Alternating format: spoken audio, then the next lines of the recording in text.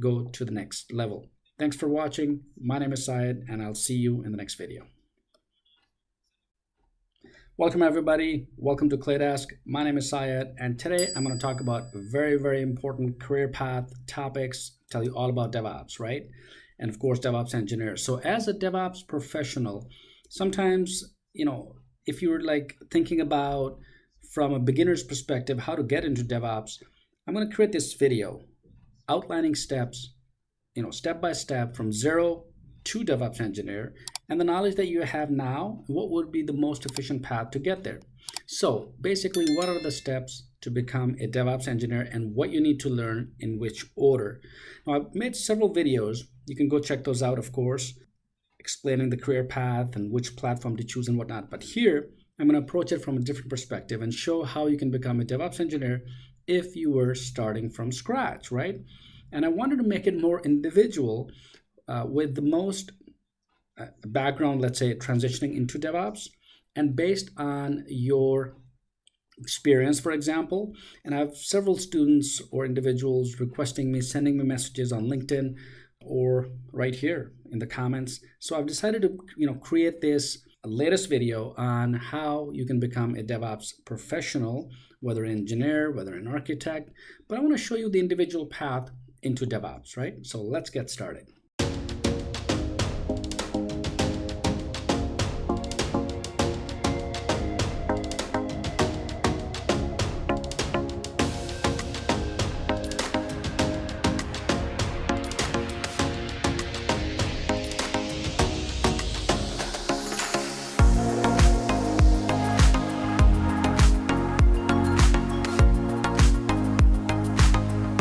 Now, first, in order to understand how to become a DevOps professional, let's define what exactly skill set you require for that. Software development basics, right? So you need to understand how software, gets developed. What is the SDLC processes? The life cycle of software development, developing features. Modern processes like Agile and processes or Agile Scrum would be nice to have, and really understand what software development lifecycle covers from idea to code all the way to releasing it to the end user. Now, here it's important to mention that you don't need to be a software developer, which is great, right? You don't need to be a software developer, but just the fundamentals of Agile and Scrum processes on a high level you need to understand conceptually. Next is software deployment. So once the feature is developed, it needs to be released to the end user, which basically means you need an environment where the application be running and available for the end user. And as a DevOps engineer, you need to know how to provision and prepare the environment and how to maintain it, right? So for that, you need knowledge, right? You need technical skills, you need server administration, creating virtual machines, creating EC2 instances if you're in AWS, for example, configure networking, on-premise, hybrid, cloud, and so on, right? So a lot of stuff. But the modern infrastructure concepts, you need to understand how to work with containers and most popular container technologies like Docker, for example, right? Or Kubernetes. So projects like tens or hundreds of Docker containers, you need to know how to work with container orchestrations like Kubernetes, like I mentioned earlier, which is the most popular. And again, all these tools can be used either on premise or on the cloud. So if you're working on the cloud, which is, for example, AWS, which is the most popular and exponentially growing cloud platform, you need to know AWS specific services, like how to manage and deploy using AWS, right? And connecting all these pieces together, which is really the heart of the DevOps process, is the CI/CD processes, right? Continuous integration, continuous delivery, or deployment. So how software is being developed, how do you actually deploy those features within the CI/CD process, right? So we don't just take and throw it on there. It's actually a process, right? Because we make mistakes. So it has to go through a certain process. And within the process, there are many areas. For example, one of the important ones is the QA testing, which is, of course, acts as a testing of your code that runs through the pipeline, right? So, and that's really what DevOps CI/CD pipeline is for. Now, testing code, packaging it, and deploying all the way to the end environment, right, to the delivery to the end user is important. So what are those gatekeepers, right? So like I mentioned, QA testing, testing code quality, code logic, any bugs within the code, checking for any security issues, for example, and it's supposed to perform the way it should be, right? That's the idea of software development, right? So the CI/CD pipeline is basically the process where software runs through. And of course, there are other tools that you need to take a look at, such as Circle CI, Jenkins, which act as continuous delivery or continuous integration tools, okay? So those tools are important as well. Now, next is monitoring. So, we know that we make mistakes, and yeah, it just happened, right? So once that happens, monitoring is important. So the 100% test of every single aspect of deployment, and some issues still can slip through into production environment, right? So that's why we have to monitor the entire pipeline, right? For bugs, issues when it appears or before it appears into production. So this is part of the DevOps skill set, right? So you create a process of handling, discovering issues, instead of having a panic mode, right? So you don't want to get into that. And that's really the key important aspect. Well, it's a thing called monitoring and observability, right? So the last stage of continuous deployment, for example, and after deploying the code changes, we don't just say, hey, we're done, let's deploy it and move on to the next step. Instead, what we do is we observe and monitor very, very closely what actually happens. And if some user happens an encounter, something crashes, if it doesn't work, we know we need to proactively fix the issue, right? Maybe a few hours or a few days, depending on the error itself, and actively looking and observing certain issues in production. And of course, finally, the last missing piece of finally conquering DevOps is automation, right? And that's a whole beast in itself, but very important. And automating, especially in the areas where they're redundant tasks, right? So let me give you an example. So for every new code release, you always need to test your application. You always need to check for security.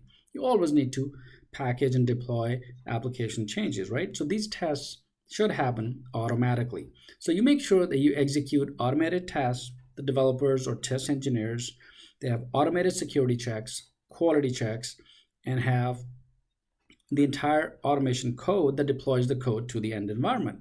So the CI/CD pipeline deploys the application, and you don't deploy the application locally, right, from your own machine, but rather the CI/CD pipeline does it for you, and that's the beauty of it. Next is, or another aspect is monitoring, right? So you're observing, you're monitoring, and waiting to see if something breaks as code flows through the pipeline. So instead, you want to use tools that monitor your applications and then get notified if something happens, right?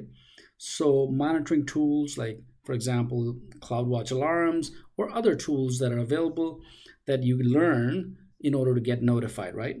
So we automate things like, even if it's not redundant, we still try to automate it, right?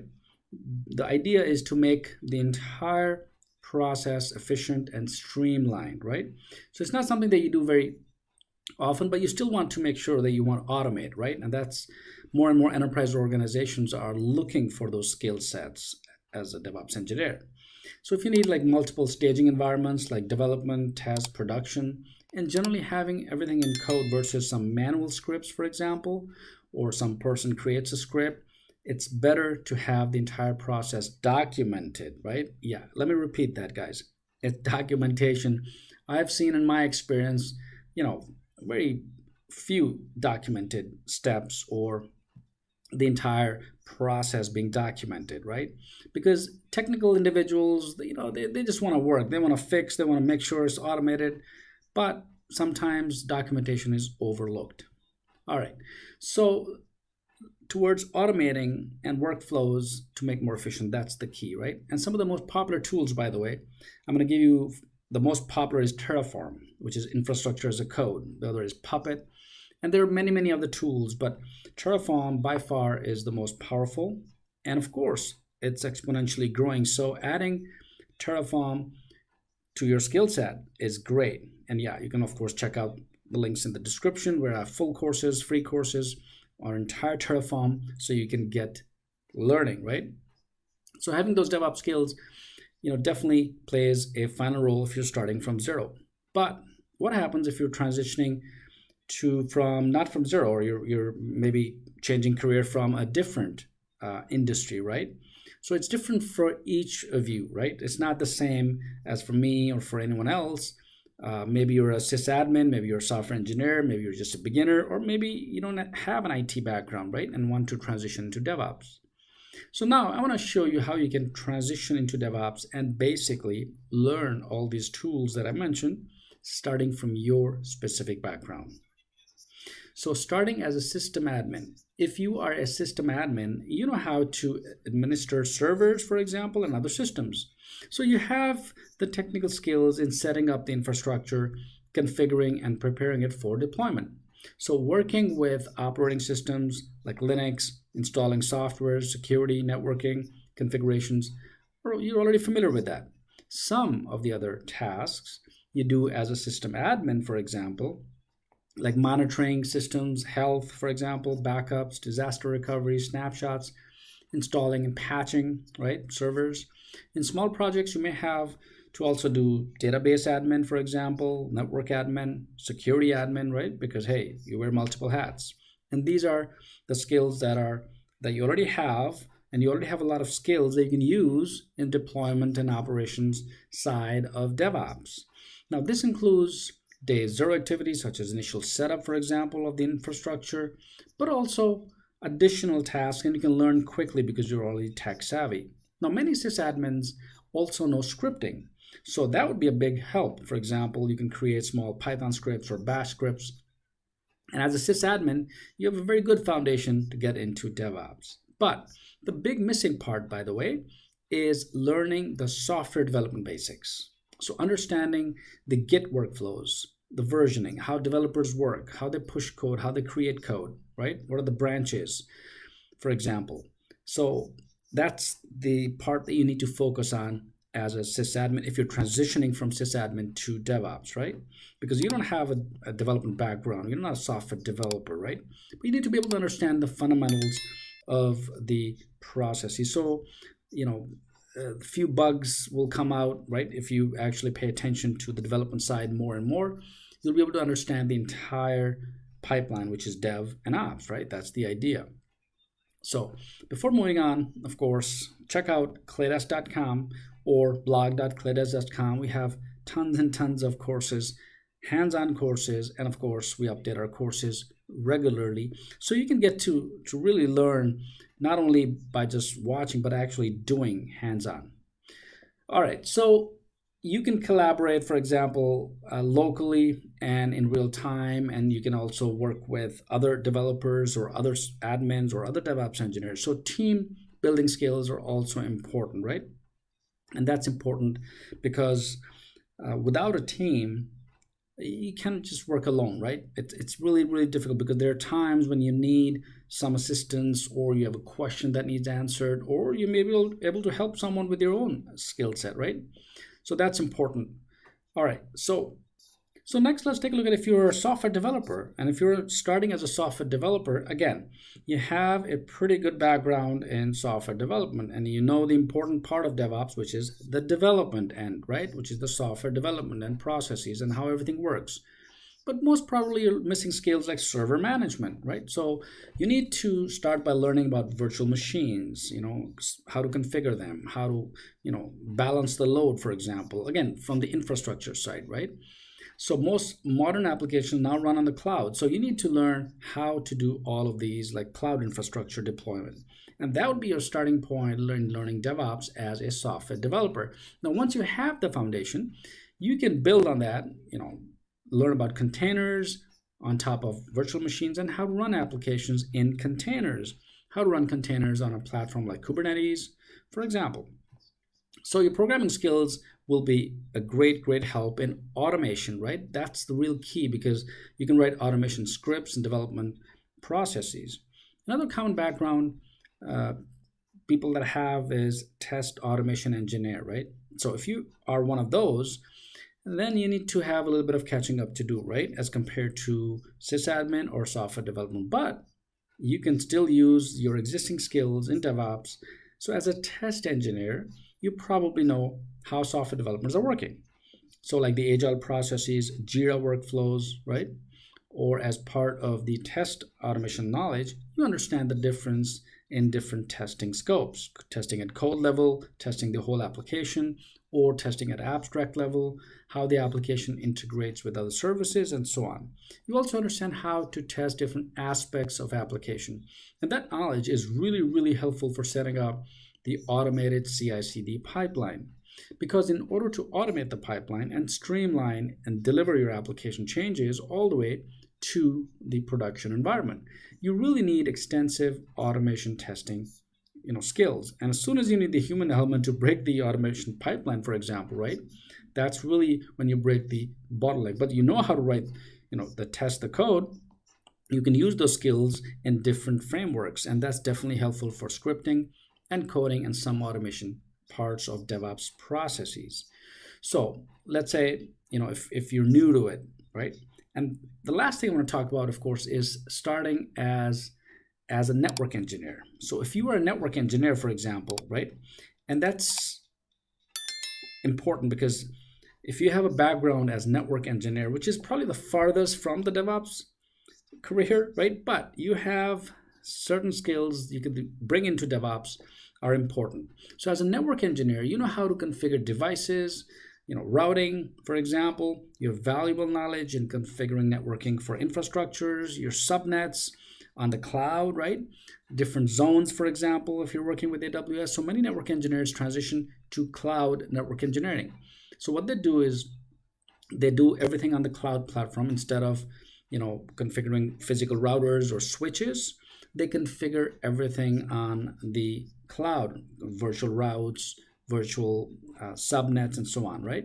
So with this knowledge, you have an advantage to understand networking in virtual machines, containers, which is a big part of how modern applications run, especially at enterprise level, right? So you understand you need to learn Docker, Kubernetes, and these are really maybe a little bit challenging for network engineers, but since you already have the tech knowledge or the tech savvy background, it's easier to grasp.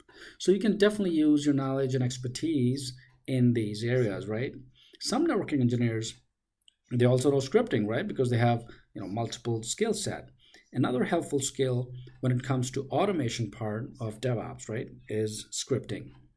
So all of these backgrounds are considered, right, when you're creating, basically when we create courses, we take into account all these backgrounds. So every single individual benefits when you're learning and getting hands-on skills. So no matter which background you come from, you are going to have or gain knowledge and gain important skill sets on all these tools, right?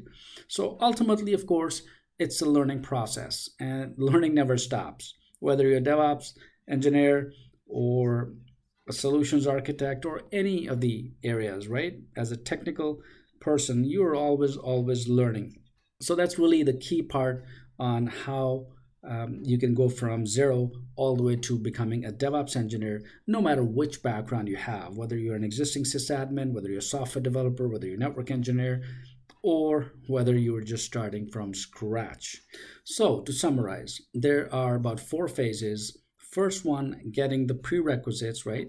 So depending on which background you're coming from, pre-knowledge that you have, you need to first make sure to get any missing prerequisite knowledge. So as a system admin, for example, or a network admin, learn the software development workflows. As a developer, learn the basics of infrastructure, virtual servers, for example. Of course, with zero IT background, you have to get all these knowledge, and gain all these skill set from server admin to development. So it'll be a little bit of difficult, challenging entry, but you will get there if you really dive in. Second step is learning cloud, Docker, and Kubernetes. So after learning the prerequisites, you already get started with the important DevOps skills of working with containers and container orchestration tools like Kubernetes. So basically learning Docker and Kubernetes will help your teams deploy efficient code and applications. So Kubernetes, of course, is a very complex tool, but you need to spend time to master it. And since most of the modern applications and Kubernetes clusters, for example, are running on cloud, you need to learn cloud infrastructure, how to work with cloud infrastructure, how to configure it, how to scale it, and so on. The third step is automation. Once you have mastered the skills and got the skill set, it's time to learn how to optimize and automate the existing processes. And as a DevOps professional, automation skills are one of the most important ones. At the heart of DevOps, learning to build CI/CD pipelines are essential skills. And finally, you will learn how to automate parts of the complete DevOps processes one by one using the concepts and tools of what's called XS code, for example, right?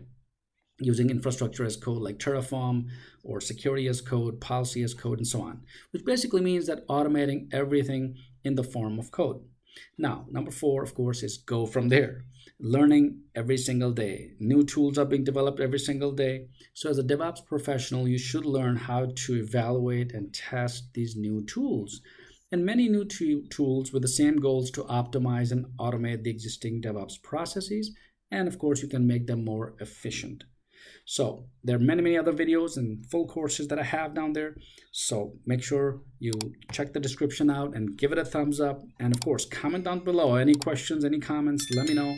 I'm always here to answer and help you guys go to the next.